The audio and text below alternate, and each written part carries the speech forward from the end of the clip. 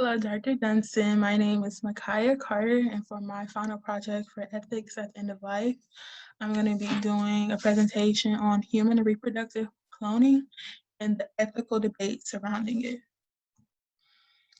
So just for the introduction, Dolly the sheep was the first mammal to ever be cloned from a somatic or body cell in July of 1996, and it really shocked the world because if the sheep could be cloned, surely humans would be next and pretty soon. And if human cloning was actually able to take place, would it be morally permissible, or not? So it led to a lot of panic and controversy. So looking forward, routine reproductive cloning of mammals in many countries gives us reason to believe that human cloning is very possible in the future, and currently in the US today, there are no federal laws or bans that prohibit reproductive or therapeutic human cloning. So what exactly is cloning? Cloning is the creation of a genetic copy of a DNA sequence or the entire genome of an organism. So it occurs naturally when twins or multiples are born, but it can also occur artificially when you split an embryo in order to recreate that embryo splitting to clone the same organism. So cloning usually refers to somatic cell nuclear transfer, which results in an embryo that is virtually identical to and therefore a clone of the cell of a somatic cell donor. So basically, therapeutic cloning is cloning that occurs for research and therapy, and it involves the creation of embryo using SCNT, but instead of transferring the cloned embryo to the uterus for pregnancy, it is used to create and multiply stem cells that are used for other health issues, to treat health issues and for other medical reasons. But of course, for reproductive cloning, you use those somatic cell nuclear transfer embryos to implant in the uterus to lead to pregnancy and for reproductive purposes. So there are some benefits of stem cell creation. So the embryos that are produced using SCNT are virtually identical to the donor and therefore are less likely to be rejected after any transplantation. So it offers a solution to the problem of rejection of embryonic cells when used in therapy. And also, they have a lot of biomedical benefits. So embryos produced using SNCT has notable advantages such as for biomedical research, drug discovery, and toxicity testing. But there are some concerns. Is it morally permissible to produce, create, and kill stem cells just for research? And these personalized cloning therapies are likely to be very expensive and very time and labor intensive. So likely it will only be feasible and accessible for the extremely wealthy, making disparities in society. And also many believe that cloning in any form, any type of cloning research will place us on a slippery slope to reproductive cloning, which many people think is morally wrong. So let's focus on the debate. So those who are pro-human cloning really center their argument around the fact that human reproductive cloning creates an expansion of opportunities for reproduction.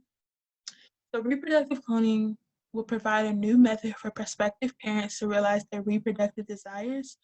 Like same-sex couples will no longer need a donor in order to create a genetically related child.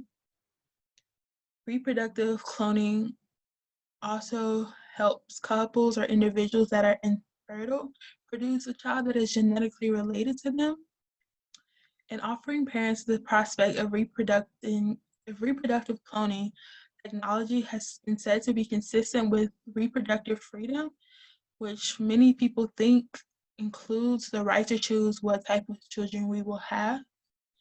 And a way that parents could do that using reproductive cloning is choosing what genome their child will be equipped with in efforts to avoid genetic disease.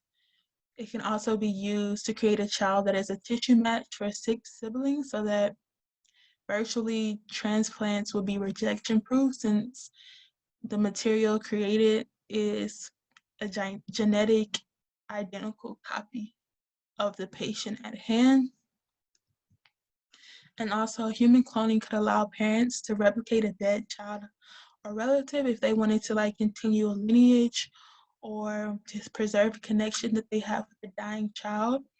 You can clone another one of a sick or dying individual.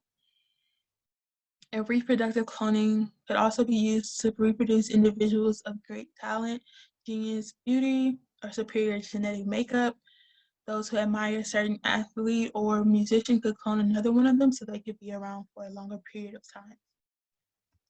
So looking forward to the other side of the debate, those who are anti-human cloning, their argument really focuses on the idea that cloning is a threat to safety and produces much harm. So cloning is still not a safe process. It's high rates of abortions, deformities, abnormalities, and stillbirth, and that poses a great threat, to both the mother and the cloned child. And also, some argue that it's wrong to produce a child using SCNC because it constitutes a case of wrongful procreation because the individual clone cannot consent to being potentially exposed to risks that could follow them for the entirety of their lives. Still, others argue that cloning jeopardizes the identity and individuality of the clone because it reduces her autonomy and thus her rights and open future. Since clones, they don't have their own individuality or identity, it could really put a damper on their life and the amount of opportunities that they could experience due to their disposition as simply a remake of another human being and not their own unique individual human being. And people think that the idea of cloning is wrong because the clone would merely be used as a means to others' ends. Parents could create clones to fulfill their long-lost desires or just for very instrumental reasons, such as producing someone with the supreme genetic makeup to be a very great athlete. The clone was literally produced for that mean and that mean only to satisfy others' ends, and that could be very harmful to the clone. And also, cloning creates a life without sexual reproduction, which some people believe violates a vital dimension of humanness due to the fact that you're creating life asexually. And of course, there are some ethical objections to human reproductive cloning. The goal of reproductive cloning simply is to produce children of a certain kind and for parents to create a child that is genetically superior to them, which could be ethically wrong to some people because who says that we have the right to choose what type of children that we have? Reproductive cloning could also be considered morally wrong, not necessarily because of its asexual character, because of its assault on the understanding of children as gifts rather than possessions or vehicles for our own happiness. Back to the idea of the child clone being an instrument just to bring about tissue for another sick child or to ease the tragedy of death by recreating a dead loved one. Clones are oftentimes used to achieve other people's needs, and they are mere instruments and not really humans at all. Cloning turns procreation into a species of manufacture and treats the child to be as an object of production, which kind of ties into the prior point that I made. And finally, current cloning technology requires the use of thousands of excess or donated human eggs.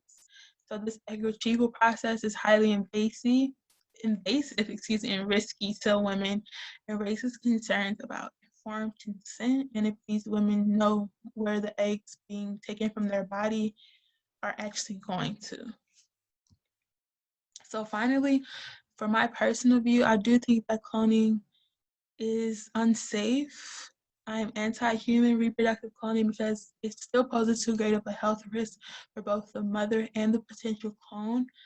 One of the biggest concerns I have with human cloning is the fact that it threatens autonomy. It really strips the individuality and identity of the clone, and I do think that it will significantly restrict the clone's life plan, because if you know that you're simply just a remake or a remodel of something that already existed, it will be really hard to still find a way to forge your own distinctive life path. And finally, clones will be considered as mere means and trivial objects that were created just as instruments to realize their parents' desires. They literally designed the child based on what genome they wanted to have, and it's really trivializing the humanity of individuals and really is turning us into a manufactured species instead of letting things occur naturally and not using clones just to achieve an end that will ultimately benefit others. So yes, this is the conclusion of my project. Thank you, Dr. Dunson, for a very enlightening semester, and I hope you and your family have a great summer. Thank you.